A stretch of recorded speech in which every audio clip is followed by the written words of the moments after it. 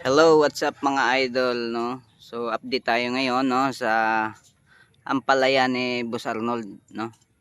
So kung makikita nyo sa mga past namin na mga video, no, ng nakaraang mga buwan, ito po yung yung area na nabaha dati, no, nung bumaha dito sa sa Pabia. So update natin ngayon ang kanyang ampalaya. Ito yung nangyari sa kanyang ampalaya. Ayan mga idol, oh. Nung tawag dito sa sa Tagalog, yung parang hindi na lumalaki yung kanyang bunga, no? So ang sabi ni Boss Arnold,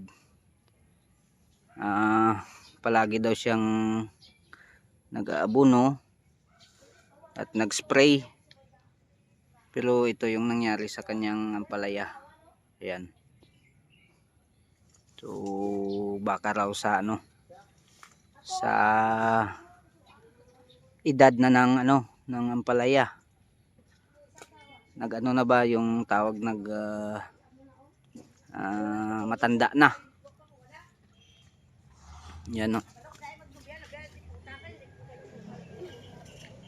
Sa inyo mga idolo, yan.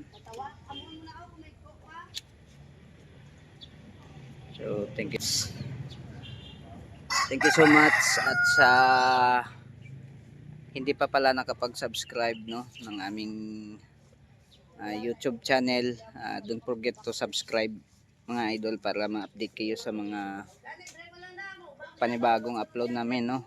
So thank you very much, and don't forget to share mga idol, no. Yan. Thank you. Bye bye.